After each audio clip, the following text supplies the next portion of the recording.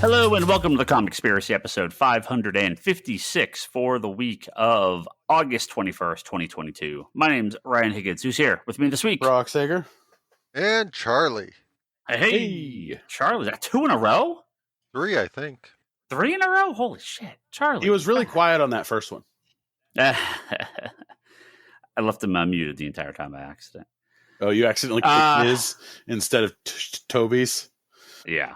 Because you mute him on purpose, so it's great. So No, Toby mutes himself. Oh, yeah, that's right. And then nobody hears him, and he's screaming and doesn't realize that nobody can hear him. Thinks we're just ignoring him. Maybe that should be the Patreon tier. The like we just record Toby when he mutes himself, and then it's just you just see an hour of him screaming at the computer like a bad man.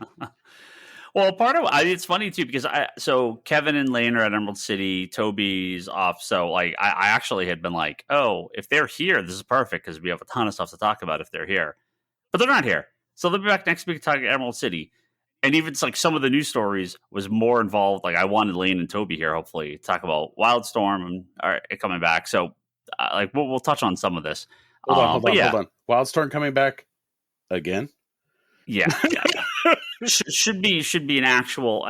We will of course talk about Sandman episode 3 at the back. I just literally finished rewatching it. Oh, nice! I was like, nice. I'm going to watch this beforehand. I haven't watched the special episode they dropped, and we'll get to that in a minute as well. We got some comic news. We'll have a couple. I don't have a lot to talk about this week. We'll do a couple. Talk Sandman. Get on nice and early. When Jeff Johns does a new book, we have to start talking about it. When Jeff Johns does 3 new books, we're going to talk about it. Yeah, but he's working with other writers on it, so it's not like completely him. That's fine. He's just guiding people, so it's not like a Jeff Johns pure book. No. He's the only writer on all these. Oh, he is? All the new titles? I thought I saw something where he's working with somebody on something else. He's co-writing Flashpoint Beyond. But yeah, I know he's been doing that one. Yeah, that one's been So, long-time listener to this podcast will obviously know that Jeff Johns is one of our most famous, or one of our most well-liked writers, and big fans of him in this podcast. And he'd been kind of quiet in the last couple of years at DC. Hadn't been doing too much. There had been a rumor for a while that he was working on a JSA title. Basically, End of Death Metal teases it. It never came out. Well, it's finally coming out. Not with Ryan Hitch, who sounds like was the original artist lined up for whatever reason. That didn't pan out. But we have in the new catalog, not 1, not 2, but 3 new books, including some big and fan favorite returns to the DC universe. Starting with DC's The New Golden Age. This is a one-shot by Jeff Johns, Steve Lieber, Jerry Ordway, and Diego Olortiga. I'm not familiar with his work, but obviously I know Steve Lieber, Jerry Ordway. And so this is a kind of a one-shot involving the JSA, the Time Masters, Rip Hunter. I believe this is the same book that's going to have Mime and Marionette, so coming over from Doomsday Clock and Flashpoint Beyond, and the Legion of Superheroes. So this is all of Johns' hits. He's writing a one shot and he's doing 2 series. Okay, that no. Yeah. So he's doing his DC Universe intro to the Golden Age. So yeah, so New Golden Age is going to be kind of like Bendis did with the what's it called? What's that called? What? With Young Justice and oh shoot! Yeah, what's that little like Wonder Comics? Is that Wonder what it was Comics called? Or something? Yeah, I think it was like Wonder Comics. Yeah, just this little like kind of sub imprint of books that he's working on, because they're all kind of connected. So that New Golden Age is that. Stargirl, The Lost Children is coming out. So again, with Todd Knock, which there was that one shot from a little while ago that set up this story. So now we're going to get this entire story, and this obviously is bring in Seven Soldiers of Victory and Crimson Avenger and other characters sort of tied in with Stargirl. But then the long rumored, officially now launching new Justice Society of America JSA book with Mikhail Hanin, who did Batman, and we know that guy. Yeah, fingers crossed. They've got good fill-in artists because he is fantastic, but not generally known for doing like 12 2 issues a he can year. do like 3, and then he needs a break. It's been working on this for a while. My hope is he does 5, and then someone else fills in, and then he comes back for another 5. Well, I think they did really well when they did Batman. Like, it was, yeah, he did alternating arcs. He did alternating arcs, but it was like the art really added to the story that what Tom King was telling at the time, right? Yeah. So, but yeah. No, it's like, again, Johns is one of those writers, I really love his work. When he starts writing more than a certain amount of titles, I get a little worried. Just because, like, I can, like, the quality of some of them, like, starts to deteriorate a bit. But he's rarely done. He hasn't done anything in a while, at the same time. Yeah, not no. Remember, like, because he was doing like Green Lantern for a while, and then he was, oh god, he was writing. I can't remember what else he was writing at the same time, but like they had him on like 4 or something books, and you could kind of tell, like, the 4th one was where it was. Because remember, it was around the Booster Gold time. Yeah, I mean, he's worked on multiple books, but this is a one shot, a mini, and ongoing. So I think and he's been doing this for a little bit, right? So I'm assuming Stargirl's probably pretty much done because this is just a 6-issue miniseries, so she's probably already wrapped that up. But yeah, JSA is 6-issue miniseries. Don't lie to people. It's a 12-issue because they're just going to extend it like they did with Swamp Thing, and what else did they just extend? Poison Ivy. Right? Like, I mean, maybe that'd be cool. I'm fine with that, but it's a 6-issue miniseries for now. Yeah. JSA is ongoing, and again, I'm super excited for JSA. Big JSA fans here. Now, I do have to only because of how amazing the cover is. I have to highly recommend you check out the 90s throwback cover. Ugh. So in November, there's going to be all these 90s homage covers. I don't know if I can do it. It's for the Death of Superman. I don't know if I can issue do it. That's coming out. And the 90s homage cover for JSA is it is beautiful. This is why artists. So it is that like late 90s Green Lantern where he has like the trench coat and like the full like cowl with the hair popping out the top, very like Image inspired. It's the Hawk World Hawk Girl. It's that 90s Jay Garrick with like the full bodysuit. The super 90s Black Canary before she goes to like the black leather jacket again. So it's the giant shoulder pads. Wildcat with the shirt off again. That's he's been there. Fate, not Dr. Fate, but Fate. 90s blood. Where does Fate come in? Blood. What was that? What was that crossover? Bloodlines. Was it Bloodlines? Was it Bloodlines that he comes out of, or was it? It might have been. It must have been Bloodlines, the '90s Dr. Fate, which is like total like hardcore ass like John Constantine Fate comic, and of course Jack Knight's Starman is on the cover.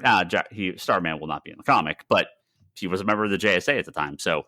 I love this cover. This cover is great. Joe Quiones too is awesome. He can mimic. This dude can mimic so many artist styles. This just screams like 90s independent, and I can't. I've been. Oh no! I've been looking at too much of this stuff at the warehouse. Like this is 94 image or 94 DC Comics. Just top to bottom. Oh, it's so good. It's so good. So very, very excited for that. Yeah, always a big Jeff Johns fan. Excited when he's doing some more work. Charlie, are you excited? I'm definitely excited to read it. I don't know that I'm going to rush out and buy single issues again, which is kind of interesting. But Charlie has taken the. I mean, you're He's done pretty much. basically officially like not even trade only. Like you are app and omnibus, right? pretty That is much, I mean, there's a few things that I would be willing to like. You and I have You got talked Last about, like, Ronin, right? yes, like Yeah, that was the last singles. I got Last Ronin, and when they start doing the Gargoyles issues, I will buy the Gargoyles issues because I'm really hoping that sticks around with Greg Weisman and stuff doing that again. But like, I was talking to another friend of mine. I'm like, regardless of how good Amazing Spider-Man is right now, I'm okay waiting. It's not like Amazing Spider-Man is going to suddenly not be published. So I don't know. I kind of feel like Yep. I get far enough behind on my reading anyways that it doesn't affect me other than going a little crazy occasionally when I feel completely out of touch with something that's happening in the books. But then I blink and that's over and they've moved on to the next thing, and then I can just catch up when it makes it to the apps. Yeah. You're not getting any Doctor Who stuff single, right? Nope. No. Okay. Yeah, no, I will. Doctor Who's endless. I will occasionally get like a one shot something or other. Like I Yeah. did buy the Are You Afraid of the Dark Side cover, like one shot they did. Like I did buy that, and I was really tempted by the Superman that came out recently, but that's 3 issues, something like that. The All Red Superman Space Age. It's three. Yeah.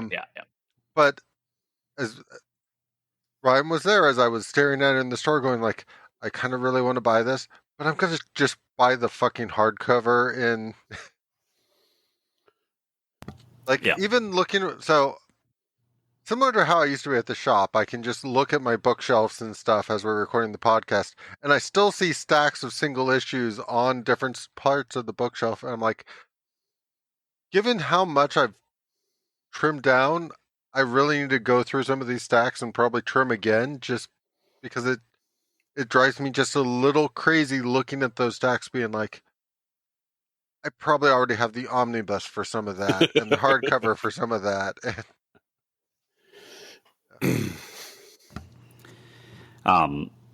It's funny. We had someone, I don't know if it was on Twitter or Facebook, on the Facebook group asked, they're like, I noticed you guys cover a lot of the new launches from DC, but not really as many from Marvel. Is that just like a personal preference, or like just not really seeing the excitement with the Marvel stuff? And obviously a part of that's personal preference, but a big part of it is because I want to talk about the Wildstorm stuff now. What has Marvel done in the last year or two that's been like a big noteworthy like return of something that's been gone forever, or something that isn't just more of what they're doing? I'm not saying anything bad. It's just I mean, I go through literally like 1,000 news stories a week for the podcast, and it's okay. It's another volume of Black Widow. It's another volume of Shang-Chi. It's another volume of Spider-Man. There's just not like Marvel just seems to be shifting creative teams. Yeah, like they're like I haven't, if Marvel suddenly like we're bringing back the Ultimate Universe and we're going to have this big thing, that'd be worth talking about. I think we talk more about the omnibuses and epic collections than we do probably anything else, because to me that's more newsworthy. Yeah, Marvel sales. I know was on Twitter. I had kind of a back and forth with a couple people. Marvel sales are killing it right now. They're great. I think we may have something big to talk about soon, because there's a X-Men thing that's coming. My hope is a nice return to normal X-Men. We'll see. I'll probably cover it either way. But yeah, so Jeff Johns coming back to bring back the JSA. That is a big creator with a big book that has not been around for a long time. Wildstorm coming back, that is a big relaunch of something that has not been around for a long time. give me a Marvel equivalent. I don't know. There really isn't one. Well, like a 2099 miniseries. Okay, but it was like done by nobodies. Like it's just not. It's just not really a big thing, it's like, and it was just like a one-off for nothing. So yeah, I just haven't had there hasn't been like that Marvel thing that's like, holy shit, this is happening. Like, so there's been a few things that when I finally caught up on, I've either messaged you or messaged some other friends being like, holy crap, how did I not know that they just dove right back into Sin's past and tried to fix it and stuff like that in Amazing Spider-Man. But I feel like I'm always getting to that stuff late enough where it's like, I'm shocked that they did it, but it's not necessarily worth talking about when it's something that happened in the book a year ago. Yeah. Well, like, even in the store, there's not that much kind of buzz. Like, Axe is out right now, and I'm not hearing anything about it. Right? Like, I think I had like 10 people drop it this week at the store. It's a nothing event. They're all nothing events that go nowhere. So yes, taking 10 minutes to talk about Tom King doing a Slam Bradley comic, that is 100% me, because this is my podcast and I love Tom King and I will talk about that book all day. Jason Aaron's finally getting around to writing Avengers 10,000, like whatever. You're just like, BC, huh? Big fucking whoop. It's like, okay, good, finally, I guess. But like, what's there to say? Nothing. Like, I guess this is a book that's being published. But yeah, it is like, it's not a thing. Look, they're teaming up some random Marvel Knights character with a teen YA character. Like, okay, yeah. Like, haters, give me a list. What have I missed in like the last year that's like actually newsworthy of like an announcement? I think a good question is, was Hellfire Gala a event, or was it just a series of covers? Oh, we did that entire X-Men episode with the voting for the new team with Bryce, and that was like a year and change ago or something like that. So yeah, like that's cool. Like that was fun. Like I like stuff like that. But yeah, like, they're relaunching all the X-Men books again, but they're just the same book. Like, that's not newsworthy. Like, I don't talk about every time DC launches a new Batman title, because we'd have 25 podcasts about that every single month. But like when they're going, who are they going with this time on Batman? Chip Zdarsky. Oh, okay. Like, I don't even think we talked about. I mean, it probably came up in conversation, but that wasn't like a news story. Yeah. Like Ram V is now on Detective, right? Like, whatever. Yeah, they're good, but I'm like, no, and only because someone brought this up, and I was like, what's a Marvel thing that's newsworthy? Like, there really hasn't been something. I'm not saying the stories aren't good. We just don't cover the stories very regularly on here. I'm not saying that they're not selling or they're not important books. But as far as like, I'm going to talk about Wildstorm in a minute. There has not been a Wildstorm comic in like 5-6 years or something like that. So that to me is especially with who's involved, that's a noteworthy story. So I was also going to say that there used to be a huge shift in like so and so got the exclusive creator is now exclusive to Marvel or exclusive to, most of that stuff is kind of that doesn't happen anymore. No. Which means that it's not as yes, if somebody had a extremely long run on something, it becomes somewhat noteworthy. But anything where somebody was on the book for 25 issues, that's nothing nowadays. Yeah, I love Dan Slott. I love Mark Bagley. Yeah. Dan Slott and Mark Bagley doing a new Spider-Man book is not news. It's just like, okay, they're sure. You put two guys that have been doing Spider-Man a long time back on Spider-Man. Like, yeah, it's like, okay, the writer that has written the most Spider-Man and the artist that has drawn the most Spider-Man are doing a new book together. Okay, you're playing the end of the story. Move on. Move on. Like you're making Marvel people happy. Like, yeah. You create a few on FF coming. It's Ryan North. Okay, that's cool. All right, whatever. I did Squirrel Girl, a bunch of other stuff. But that's fine. But like, news story? I don't know. I don't think so. But what is newsworthy is the return of Wildstorm. We've not seen in many, many years. There's been little bits. They've tried. But, they've tried. Drifter has been in the Batman Urban Legends, which was actually really good. Yeah, he was in there. That was good. Yeah. With Matt Rosenberg as writer. So again, kind of like the JSA stuff. We're getting a little Wildstorm, little line of books here. The first is a 96-page Wildstorm 30th anniversary special. It's strange to me that they did not announce this at the Wildstorm 30th anniversary panel at Comic-Con I was at. A little weird. They didn't have finished artwork from the Wildstorm guys. They may not have. I'm sorry. I'm not trying. They may not have. So it is part reprint because there was the Wildstorm 25th anniversary special that came out that was in the hardcover, wasn't it? Yeah, but like was not like mass produced. No, it was all in that collection. Yeah, all new material by Joshua Williamson, Matthew Rosenberg, and others. Obviously, Jim Lee doing a cover. Yeah. There's going to be a 4-issue miniseries, which is Waller versus Wildstorm, which should be pretty fun. So it's like a flashback to the 80s, kind of like out of continuity, early days of Amanda Waller and the early 90s, or the 80s versions of the Wildstorm characters. That's part of Black Label too. But the biggest thing is we are getting a ongoing Wildcats series again by Matt Rosenberg and Stefan Segovia, which is going to kind of come out of what was going on during the Batman stories that Rosenberg did. So, I'm really excited for the return of Wildstorm. I know they've tried multiple times. It hasn't ever quite clicked the way it did those early times, but let's see. Matt Rosenberg is great. I like him as a writer a lot. I hope this one works. And this is the right way to do it. Start slow. Start with Wildstorm or start with Wildcats. And then go from there. There's more to cover. But I especially with Lane and Toby, I'd love to get them their thoughts on this in a future episode because we're obviously they're the big Wildstorm guys.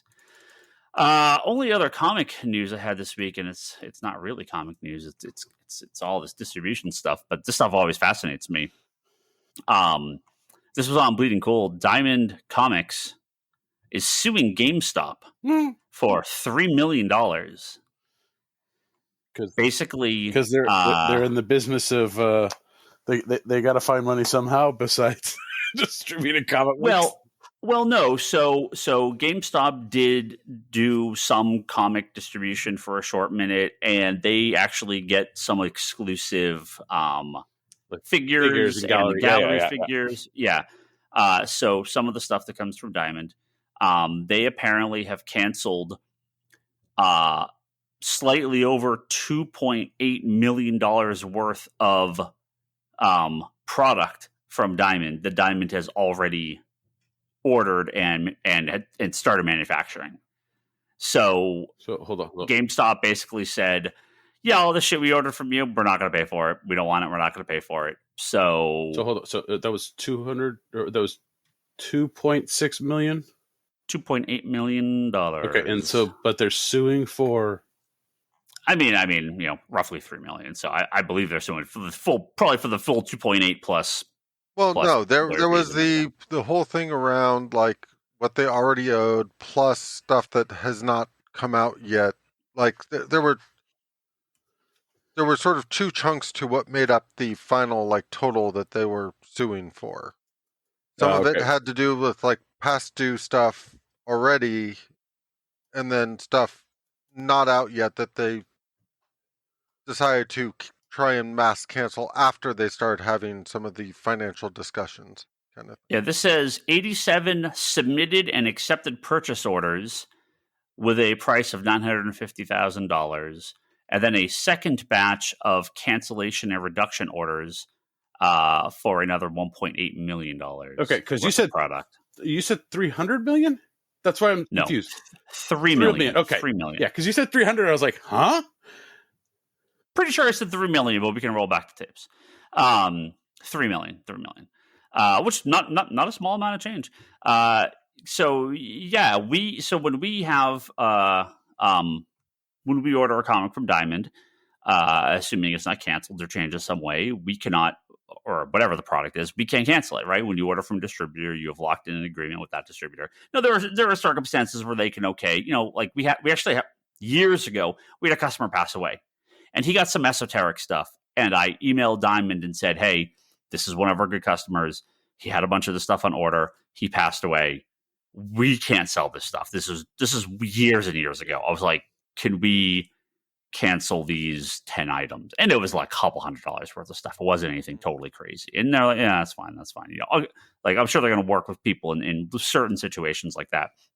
Yeah, a massive retail chain canceling millions of dollars worth of product. Yeah, that's that. So I don't know. I guess fight it out in court is better than paying the money. So I'm curious, just because there was a point in time where Diamond would solicit something, and then, like, if they solicited, it's supposed to be out in May, and May would come and go, and June would come and go, and July would come and go, and said item may not show up for a 6-month delay or a year delay or whatnot. Is that still kind of commonplace? Yeah, it can happen. Yeah, basically, you're when you order from a distributor, you have like a what's basically a they have an estimated ship date, but they have like a caution of this has no like guaranteed ship date. When it ships, you will receive it. Now, at some point, they could cancel and redo orders. If it gets to the point where the distributor has to cancel their pre-orders with the manufacturer of the product, then they come back and they resolicit the book to us and they say, okay, we've canceled all your previous orders. We are opening it up for new orders again, and now you start over. Mm-hmm. But if you order a book and it's 6 months late, that's 6 months late. Like, there's nothing you can do. Yeah. This was a major factor in the massive decline of the comic industry in the early 90s from Image Comics, right? When Spawn was 7 months late, right? And all the speculators dropped out. This stuff was non-returnable.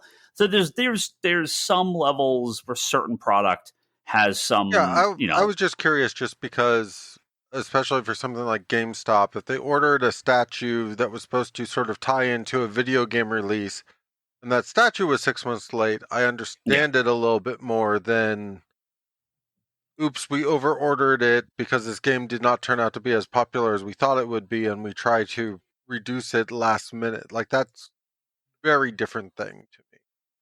And I guess those are the details I'm super curious about, just because I used to watch this happen at the comic shop, and it used to always sort of piss me off when they would solicit, like, Fantastic Four movie figures, or like the first movie that came out, and they would put them in the Diamond catalog and stuff, and the movie would come out, and the figures would get delayed and delayed and delayed, and by the time you got those movie figures, the movie had already left the theaters, had most of the time already come out on DVD or whatnot 3 months ago, and then the comic shops would start getting the figures.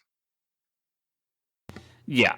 No, that's it's super annoying. But again, that's why there are those like, hey, we're getting this when we get it. Yeah. There's nothing we can do. No, but Diamond, it's one of those things where, at least my perception of it was, after that happened to a shop a couple of times, they just would stop ordering that stuff, which was kind of bad in general. Yeah. Because it means the shops don't get to make the money on that stuff, and Diamond doesn't get to make the money from the shops on that stuff. So because the manufacturer is like, no returns, so Diamond goes, no returns, which turns to the comic store, which is why sometimes we have to turn to customers and say no returns, right? Because it just goes back to chain. It's got they won't take it back. So like I tell people, right, at the shop, if you order Batman and you got one issue of Batman in your box and you want to cancel the book, fine, right? If you got one issue of Spider-Man on order and you want to cancel the book, I don't care. One copy is not going to kill me. Now, if you order like 70 copies, okay, that's a little bit different. But if you order Japanese language product or a $300 statue, no, there's no canceling on that. So, and like we've started to take, especially from, like walk-ins, I mean, we just to cover our own asses, I've been like, yeah, sure, you can order that Hot Toys from us. You can order that statue from Diamond. You got to pay up front. Yeah. And it's here when it comes in, because I can't, I can't take the risk on putting the stuff on a Goodwill order to someone that I don't know. Yeah. It is, less likely that a regular subscriber customer will screw me over on a big purchase. Doesn't mean it hasn't happened, but I'm more willing to take that risk. But some random dude off the street, hey, can you get me volume 17 of this book you don't stock? Sure can. Here you go. Ring it up right now. Be here in 2 weeks. So, I think we're just going to have to, we'll see where this pans out. I assume GameStop is continuing its slow decline and probably scrapping all its. I can't imagine its toy business is doing very well, because it seems like shit's immediately on sale every time they get anything, which is never a good sign. So they have constant sales on all their toys and figures. GameStop's been a company without a purpose for years now. So, I just don't know. I don't know what not looking good for the future GameStop, obviously, but we shall see. Well, this is mainly just dealing with product that's more merchandise, not like comic books, because comic books are they did a very small comic like test market, and never, to the best of my knowledge, it never went any further. But like for us, you put in initial orders and you can back out as long as it's before last call. But if you put in something in last call and that's delayed, well, again, that the FOC or Comic Hub uses the phrase last call. That is when we are putting in our order. So any order placed prior to that is not official. We're putting in like temporary orders, and that's when we lock in the actual order date. Is that FOC page, which is why it's so important. We get 100 orders for a book prior to FOC. I know this is going to be a hit. We get 1 or 0. It's like, okay. Yeah. So. Yeah, you tweeted about that to that kid that everybody's yelling at. You tweeted about that, pre-ordering your stuff. Like everyone's yelling at that kid meme. Oh. Sure. The meme. Yes. Yeah, pre-order comics. Order your comics and just... I'm like, God. Yeah. Kid, man. Like, yeah. That thing pops up in my feed like at least twice a day. I was like, oh God. Yeah, no, it's the hot new memes.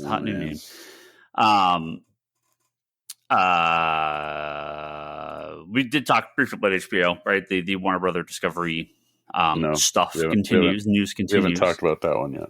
Well, we've talked in previous episodes. Talked previously about it, and every time I don't have faith in anything anymore. So we've had those layoffs, which ended up being about 70 people across HBO and HBO Max, most of it from HBO Max itself, and many of them from the reality. I think many or most were from the the Max Nonfiction Originals, International Acquisition and Casting, and Live Action Family Original section, which is basically everything that Discovery does. Everything that wasn't F-Boy Island, right? Yeah. I don't know what that is. I only saw it in my HBO thing. It's a reality show. I was like, what? Leanne watched it. It's worse than you imagine. Oh, I don't doubt it. I was like, with a title like that, and there's a hashtag, isn't there? But it's very popular. So that end of it is, again, very unfortunate for the people working at HBO Max, but unfortunately, understandable as part of the merger. And that's it. So all these big rumors, a little bit of game of telephone. There were reports that 70% of the staff was going to lay off. Now it was 70 people. Well, not small. It's 14%. It was 70% of those departments. Some of it says 14% of the staff of those two departments. Okay. So again, I'm not saying it's nothing, but and now we see. I think the bigger story that I didn't actually put on here, and it's not comic specific really, because it did affect one show, the Aquaman cartoon, but that's right. Weren't they gonna? Did they do that or? Yeah, I guess I never saw it. I tried watching it. Yeah, it's not for us. I mean, Yeah, it's a good show. Yeah, HBO is, which I assumed was going to happen, is a not insignificant amount of its animation and kids programming has been pulled from the service. I mean, they said this was going to happen. I know we were talking about this before recording. We can, Well, obviously. They said they were going to pull this stuff like a day before they pulled it. They didn't. Right. Yeah. Yeah. Yeah. Oh no, they're pulling it. Do you know why they're pulling it? They're gonna create a new streaming service just for that stuff that you have to pay for monthly. So, I believe part of it is that to me, it's always been a little weird that Sesame Street and kids programming was on HBO. I think the HBO brand does not lend itself to kids programming. It is a different type of beast. That could be part of it. Second, you may be 100% right that they may be going to spin off an entire kids block so they don't have to worry about adult. So they don't have to worry about adult. Well, no. So they can do what Disney does. Disney has Disney Plus, Hulu, and ESPN. So you're going to have HBO Max, the kids thing. Discover like they're going to be doing these packages. Discovery and HBO are going to be one thing. They've already announced that. They're going to announce that, but you know what's going to happen is they're going to separate it, saying, "Well, if you want HBO, you can get this and this," and then they'll just do a package deal or something. The thing is they didn't remove like all their kids programming or anything like that. They removed certain shows that has some sort of criteria of underperforming or whatnot. They wouldn't build a service with the stuff that they have removed. Yeah, they're not removing Looney Tunes. Like my daughter watches that; she likes that. Yeah, or Teen Titans Go, or right. It is not that they went removing all the kids' content. It's not that at all. It's just the main issue that people are having with this, and I do understand, is the fact that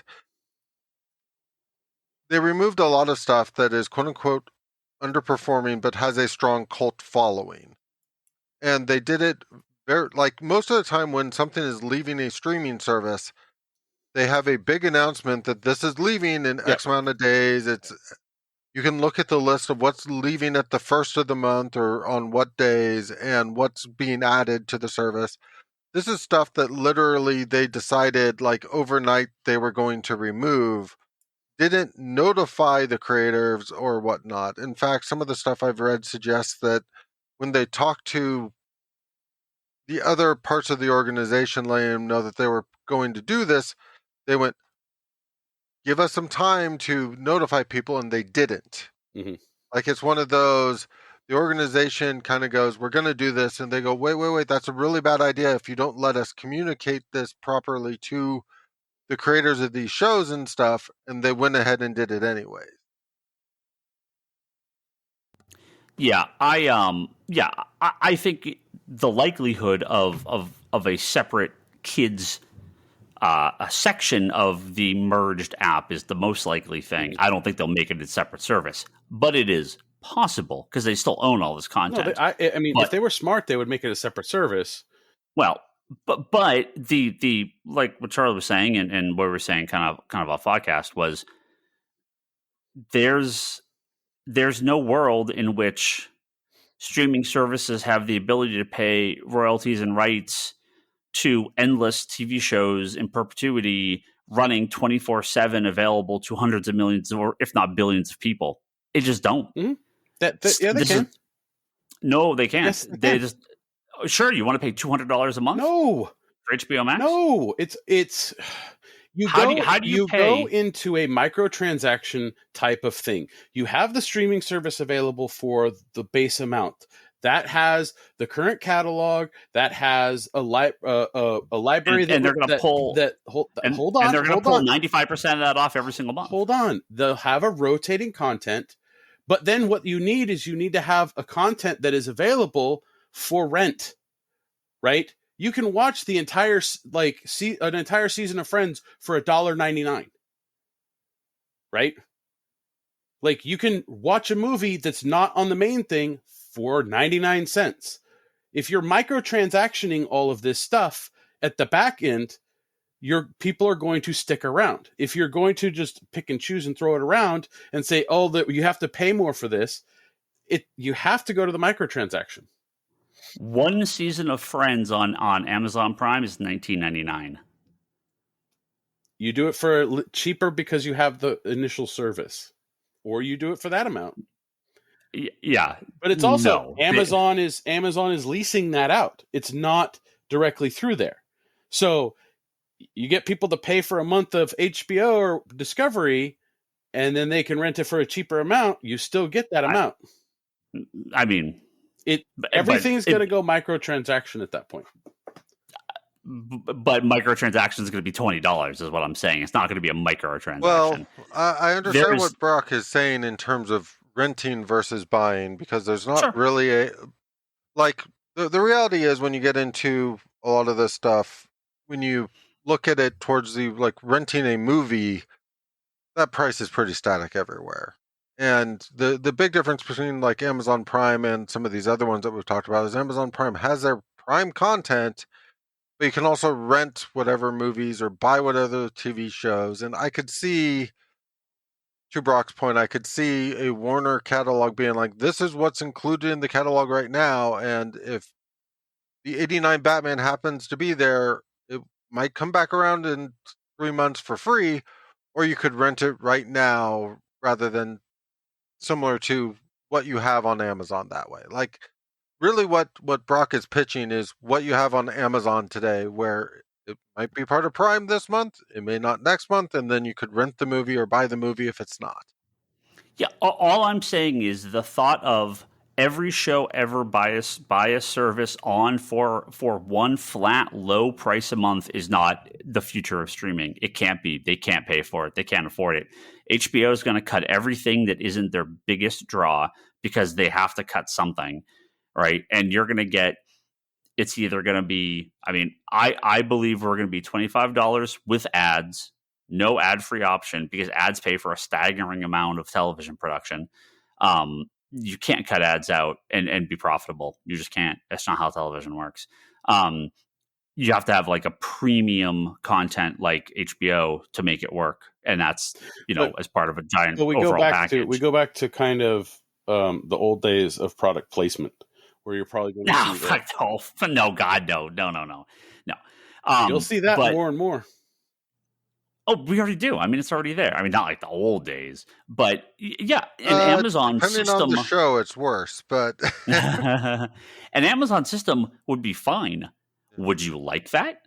That's the thing is, if it's available for a reasonable amount underneath the window I've already paid for, would you pay $19.99? No, I have the DVD. For one season. I have the DVDs, and I don't need them. Right? Give me a show. Give me a show. What's your show? Just what's something you want to watch? I don't know. Just give me something. What was your show that you really liked? Something wolf thing, Raised by Wolves. Oh yeah, Raised by Wolves. But again, it's a different price on other platforms because of agreements and stuff like that. Oh yeah, so they don't even have it because they don't even have it on Prime. It's on Prime Video, but they don't have it to buy or rent or stream because they don't have the rights to it right now. It's not available. Yeah. So that's what I mean.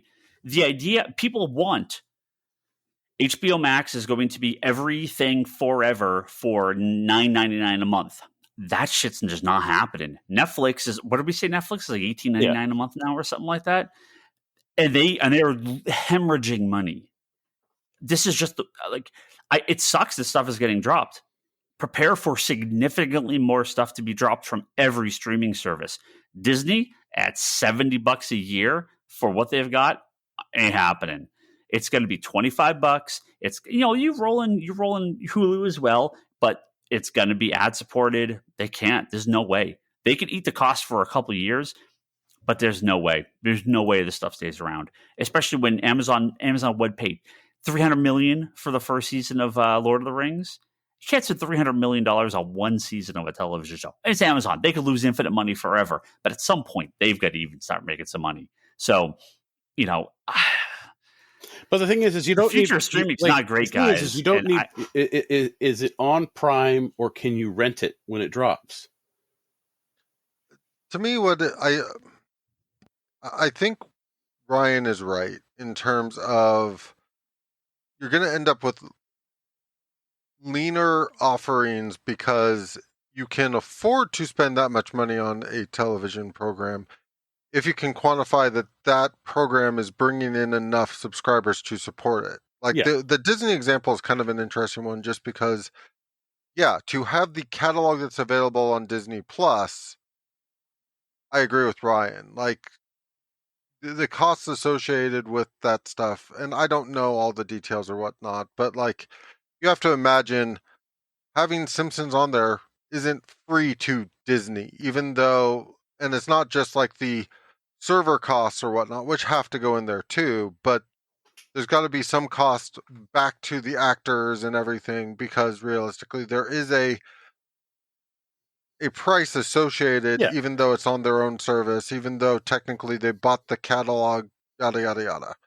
Um, but the reality is if it was just the new programming that Disney was making and they took off all the older TV shows and all the older this stuff, the price point might make sense given the number of subscribers to the point Brock was bringing up earlier in terms of how much money per month it makes. But when you start factoring in the infinite catalog part of that, that brings in increased server costs, that brings in all sorts of costs that we don't necessarily know. I could see, Sandman on Netflix for 1 month for free, included with the service that you already pay for, and then it's $19.99 a month after, $19.99 to rent it for 7 days after that, or something like that, or whatever. One to rent it for a month, it's $20 or whatever. It's you pay the right to rent it, so you can watch the whole thing once. However, like they might give you like 30 days to watch it, or once you watch Honestly, I think the $20 example is a little silly. I kind of feel like the $20 would be the buy it price kind of thing. The rent it price, I have a feeling, would be closer to the 10 or whatnot. Well, so this is the question. That model, a lower price, but the vast majority of the content you have to pay additional for, or $20, $25 a month flat with ads. Which do you go? I don't pay ads. Oh, which do you go?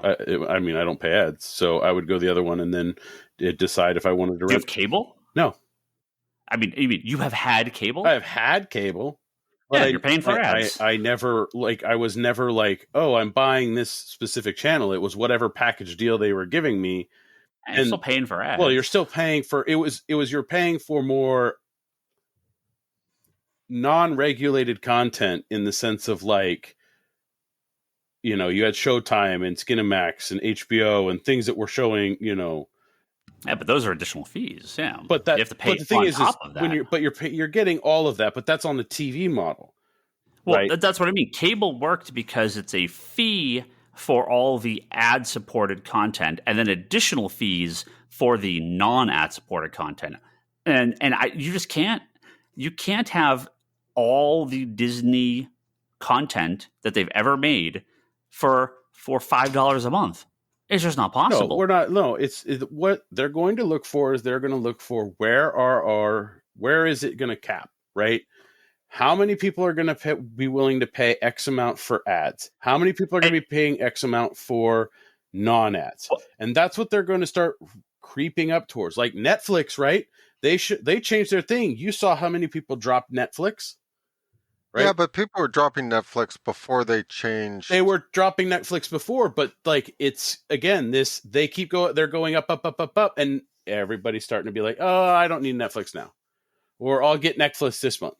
Right? It's people. So I don't disagree with your general statement, but I also feel like in general, Netflix is in a really bad position right now because there's so much competition out there. They're still a leader and whatnot, but they've also very extended themselves in terms of spending a lot of money on content and hemorrhaging. Like streaming services went crazy up during the pandemic. Totally understandable that they did in terms of subscribers and that kind of stuff. Yeah, because people were locked into their homes. They needed a box to entertain them. And it's totally understandable as things shift, those numbers would go down. But it's like anything else where the market that Netflix has sustained in for a long time has changed drastically on them. Yeah. And they're trying desperately to figure out how can we support everything we've built up when it's almost a given they're going to lose subscribers. It's almost a given that, like, because of the way the market has changed, they can't keep operating the way they are, and expecting them to is insane. Anna, I mean, Netflix is also franchise chasing, so yeah. Okay. Well, and when you're paying $150 million for a season of Moon Knight or $200 million for a season of Sandman, how long can you keep this going? You know, if it's only mega hit after mega hit after mega hit, or absolute shit like Discovery, right? Like it's you know, valueless garbage that you pay nothing for, and you could still get millions of people to pay for it, right? You know, that's you have these extremes. So, yeah. I don't know. I don't know what the future is, but I know we've got at least a little bit more Sandman, and we could talk about Sandman here because we're talking about episode 3 of Sandman. Before we do, though, Neil Gaiman did tweet out something about this that, you know, Sandman season 2 is not set in stone. Netflix bases success off finished streams, not weekly streaming like I am, but actually finished stream, and it's got to be quick. If you're what I am doing is causing Sandman to not get a second season, and I'm not going to play that game. Netflix is like, you must watch the entire show within like a week, and you must stream it immediately. That's how they judge success, and it's just not a sustainable model. It just isn't. I'm sorry, guys. I mean, I've been saying this for years. It seems like people are finally catching up to the point that Netflix is they're finding a way to keep alive, but it's just not a sustainable model. Netflix has no future in the real world. It just can't. There's just not, the money just doesn't work. And so, you know, sure, I will put Sandman on and mute it and stream it every day if that's what it takes, I guess, to get a second season of Sandman, to show that I've binged Sandman 25 times a month.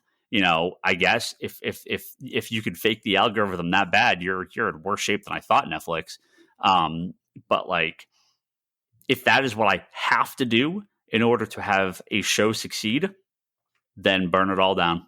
Because that's not how I watch TV. I can't. I don't have the time. Well, I don't have the time, and I don't like doing that. I think the issue is that we have so many different models of watching. We have so many modes of watching. People can watch how they want, when they want, where they want, right? You can watch Sandman sitting on a toilet in an airplane, right? You can do all of these things at whatever you want. And so basing success on one small sliver of a model, is that really the best way to do it? Right? Like, well, that is, you know, that is their model. That's how they judge success at Netflix, right? Is finish stream in a short amount of time. I think it's really hard to quantify. Like, I guess here's the way I look at it, and I think it's not necessarily did you finish all of this in a day, but I think the window is something like 30 days or whatnot, and I think primarily it's so they can look at how much can we attribute to somebody's subscription to this show? And it's harder to do that when you try and figure that out over a longer period of time, because a lot of other news shows and people are watching other things. And so I think they're just trying to quantify as close to they can we look for a blip that shows that this was driving subscribers or not? Yeah. I'd be curious how many ads and drops do they get. I know, Charlie, you're notorious for this. You add and drop the services all the time, but I would think that's not normal. I would think most people subscribe and just eventually stop. The thing is I think you're either on or off. I think when it comes to a lot of this stuff, there is like I'm not on and off on everything. Like I will have Prime forever because I use it mainly for the free shipping. So it's just always on. And a lot of what I do is just based on usage, meaning if I stopped using Netflix long enough, I would cancel Netflix. But there's not been a month in forever where I wasn't watching something on Netflix or my kids weren't watching something on Netflix. Um, Same with like, I don't really talk about it much, but like I subscribe to Funimation just because I find myself either watching stuff or my kids watching stuff. There's never a month that goes by where I'm like, oh yeah, we're not using that. But you look at something like Paramount Plus, I absolutely will get it for a little time, watch some stuff, cancel it because I don't I don't honestly care if I have to wait to catch up on the shows on that streaming service after a few months. Like if I'm watching one show on there and I'm not that eager to watch that show right now, why should I be paying for the service? Why not just wait a little while? And I do that with a lot of things. I do that with BritBox. I do that with Paramount Plus. I do that with AMC Plus. I actually think certain things lend themselves to longer subscriptions than others. It's just Well, I think that's what Disney's trying to go for, right? Hopping between Marvel and Star Wars, they can keep content going, right? yeah. And you have to watch for 2 months because of when they release these things. It's a 2-month window that you have to subscribe. I think honestly, I think in general with Disney, and I don't know how real this is, but I just get the impression that they're really just trying to get you to just pay for the year. Just do it. Yeah. Just pay for the year. We don't want to deal with the on and off stuff. So most of the deals I've seen for them and most of their focus seems to be on the just pay for a year of the bundle of Hulu and Disney Plus and we'll give you a nice deal and you're locked in that way. Yeah. And I think that with Disney, they recognize that you have to keep the discount going. You have to, right? Like it's kind of like if it's a consistent at that, and you're giving people the content over time, you're not going to have people dropping and fluctuating as much, right?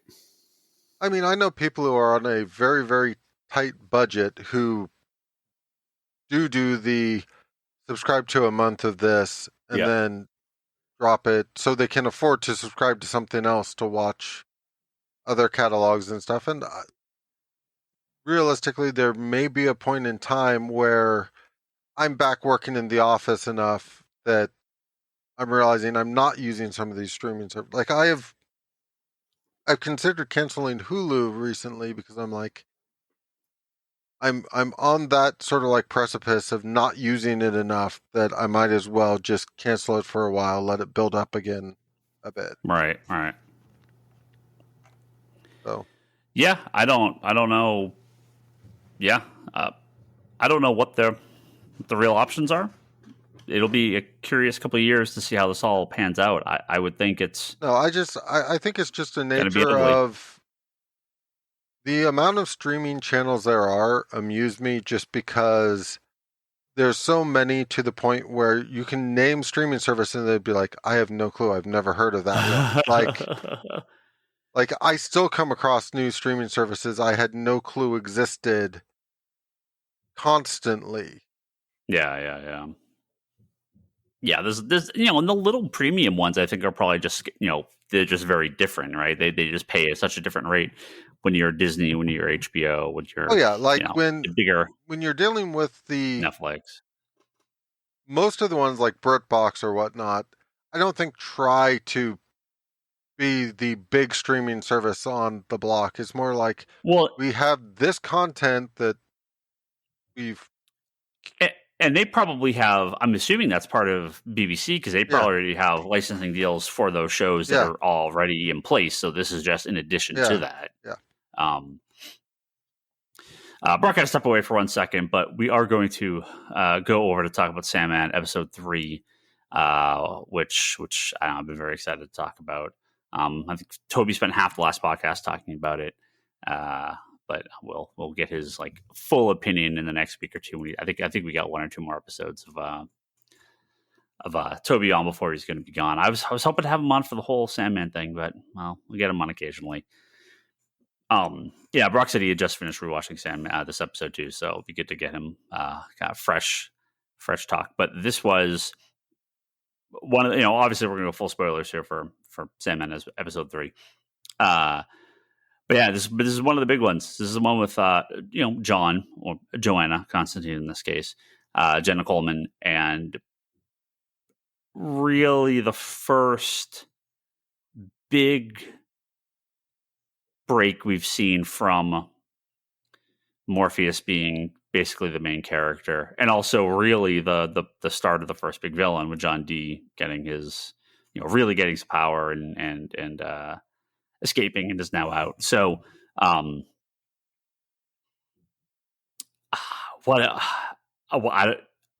feel like we're gonna have 10 or 11 of these episodes. Oh wait, we didn't. Well, we'll wait till Brock comes back, and then we'll talk about episode 11. That'll be the big wrap up for this podcast. But yeah, I feel like I'm just gonna be a broken record here because it's just so good. She's perfect. Yeah. As a modern female Constantine, John or Joanna, whatever you want to call them, she does a great job. I just find it funny that they have because they had the other stuff in development for like Justice League Dark and a new Constantine show, and immediately after this dropped, the first thing that I saw is everybody being like, she needs her own show. Yeah. Did they have... So you've watched them all, right? Yes. You watched them all now? It is the actual, like, it's Joanna, right? Yeah. Constantine from the past, like the one from like the 1700s or whatever. Does she actually show up in this season? Do they have a flashback with her? They have I'm trying to remember the year. They do have a flashback with this is the joys of reading the comic books and everything. They have not done everything that she's involved in, but they have shown her. Yeah, Lady Joanna Constantine. Yeah. So the not ancestor. What is it? What is it when you go the other way? Yeah, the ancestor. Yeah, the ancestor. Yeah. That's the right word, right? Yeah, of John, or in this case, the modern Joanna. Lady Constantine is probably the better way to call her because that's what she kind of is more known as.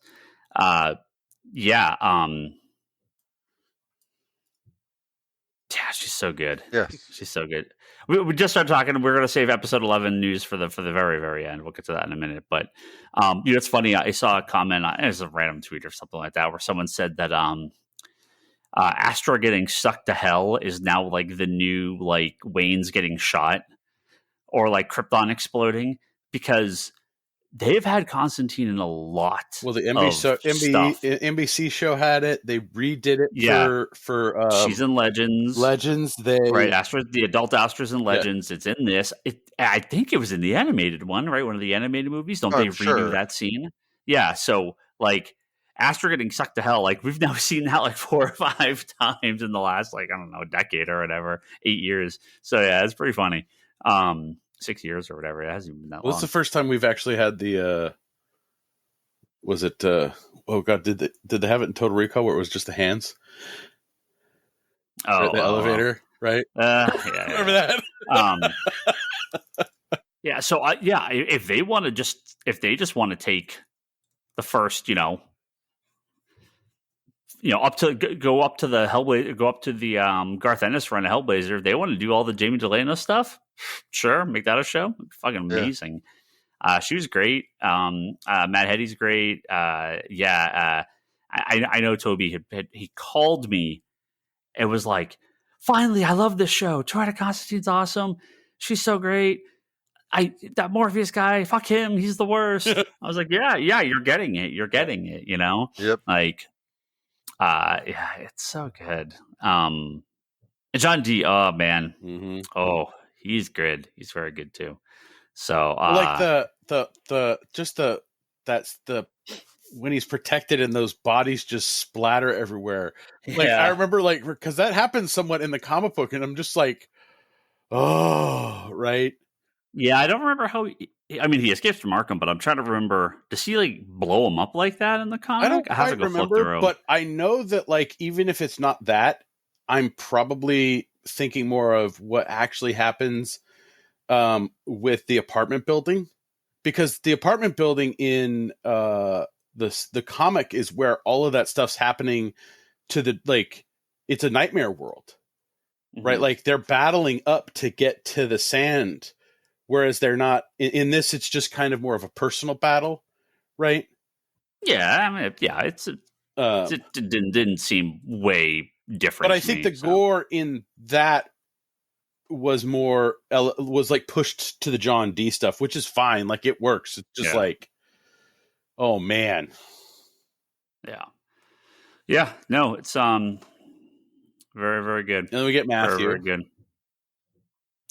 Oh yeah, Matthew came in. Yeah, so in the comics he doesn't come until way later. So, but I like having Matthew there.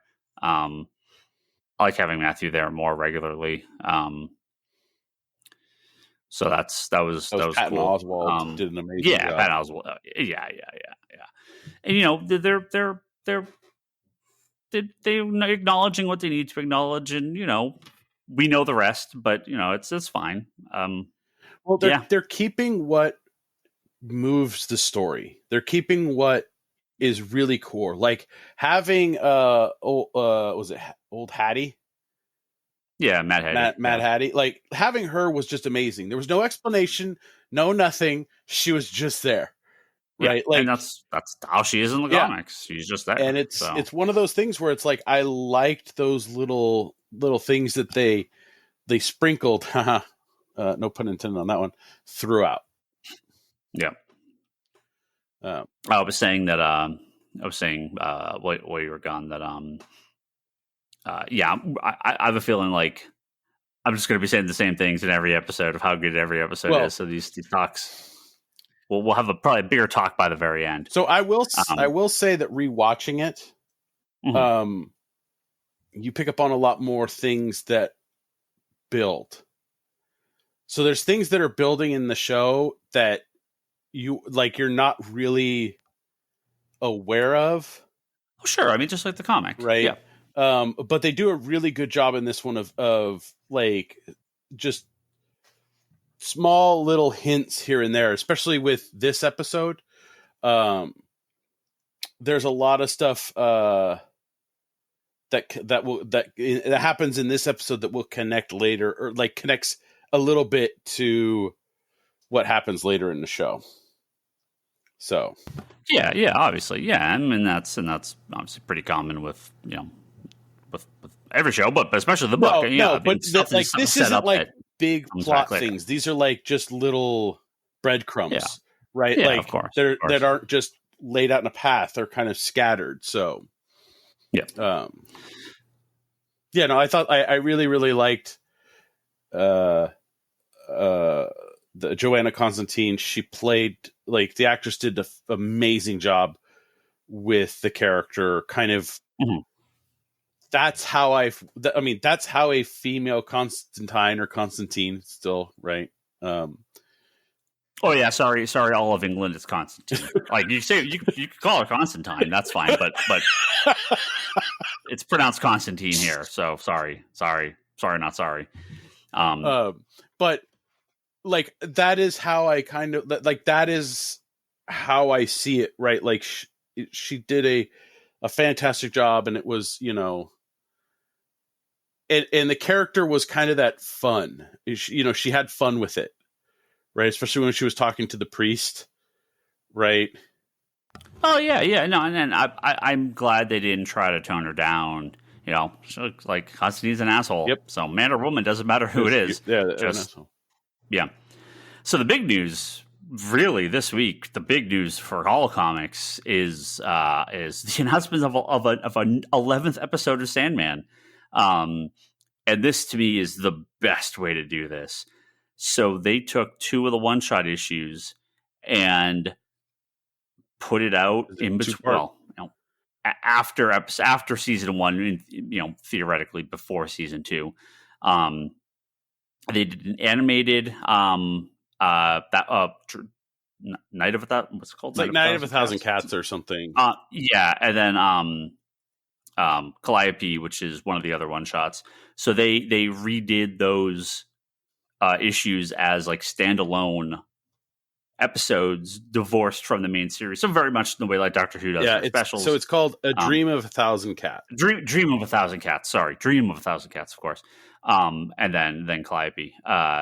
So yeah, again, like the way a lot of British shows and especially Doctor Who does these specials that are of varying importance. Sometimes extremely important, sometimes not, but always fun. They're at least doing this with Sandman for at least these two. So that is the perfect way to do those stories. Well, they don't have to interrupt the main flow of the season, and then you can have them come out random times between seasons. I would love to have another one of these before the second season, assuming it gets picked up. Well, everybody's screaming for the Midsummer Nights.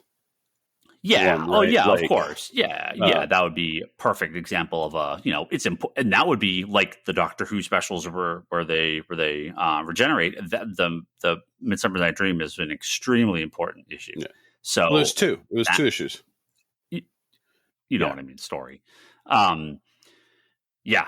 I love that idea. Well, I hope I think continue it. In America, we're finally kind of at a point where we're ready for that with having shows like, anthology shows like, was it Black Mirror and Love and whatever the other one is, and a handful of these shows that are kind of like just odd, top, like just Twilight Zone-y, but not that. I think we're back at there. And so I think that Sandman's in a good spot now for that type of thing, right?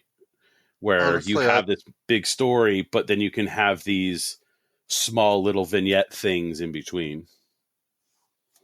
See, I thought it was just a very smart move on their part to be like, okay, how do we keep it in the top 10 or the top #1 spot longer? Is getting people who've already binge watched it back in it on a subsequent week to watch a new episode. Will keep it where it really needs to be picked up for a season 2 and that kind of thing. Like, I'm all for them doing whatever they need to do to work within the confines of the system to get us a season 2. I love it. Well, we just need bots, right? We just need to hire bots and hashtag. Bot and hashtag. They'd be out of their fucking minds if there's not another season of Sandman. It's good so far. Look forward to. Is 24 Hour? Is that episode 4? No, we're in Hell next. Oh, that's right. Yeah, Christy, excited. That's right. Yeah, we're in Hell next. Because remember, the end of the episode is Matthew going, all right, fuck it, we're going to hell. Yeah. That's very good. Very excited. All right. Wonderful episode of the Comic Conspiracy Podcast. Thank you all very much. We'll be back next week. I'm sure to talk about a lot of DC stuff and maybe a Marvel thing or two, but I don't know. We'll see if anything happens over the week. You're getting your outro up. Yeah. What's the next show that's dropping? Oh fuck! Yeah, She-Hulk. Did you watch She-Hulk? We didn't talk about She-Hulk. Yeah. You know what? I completely forgot to put it on the list. I love She-Hulk. No, I did. Okay. I did. She-Hulk was fantastic. Oh yeah, it was amazing. Yeah.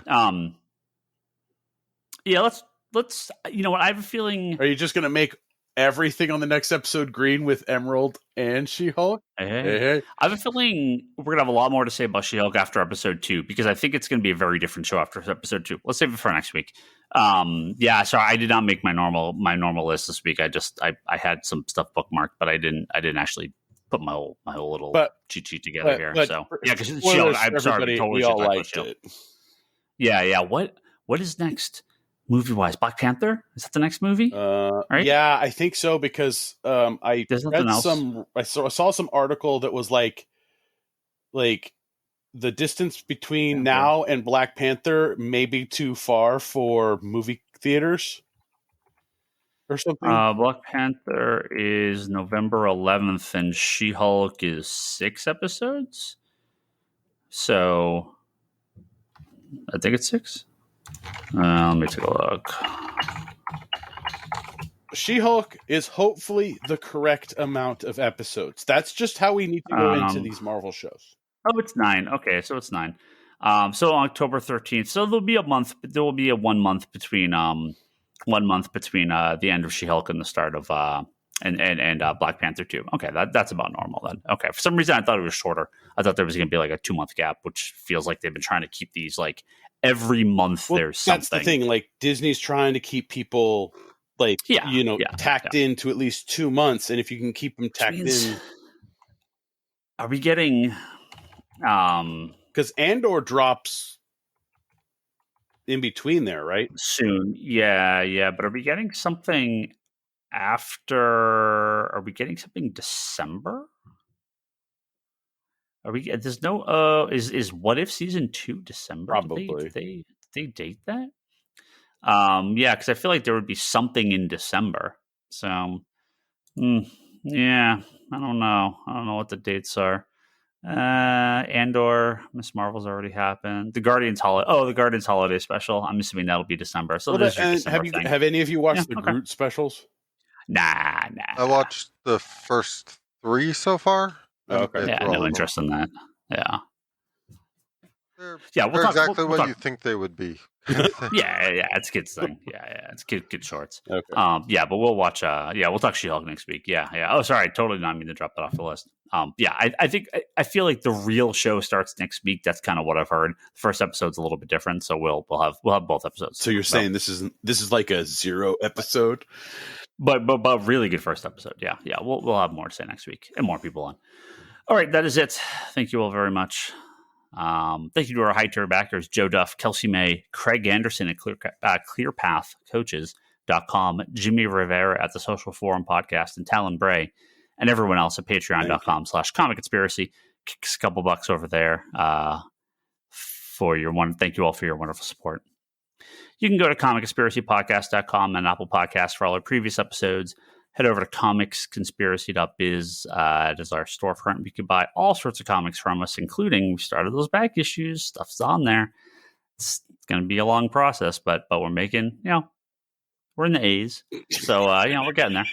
I'm doing little bits and pieces as I come across them too. Well, we have a fair amount of indie stuff that's discount price, and we're a lot of budget. We're getting that on there. Marvel and DC stuff up. Yep. So Yep.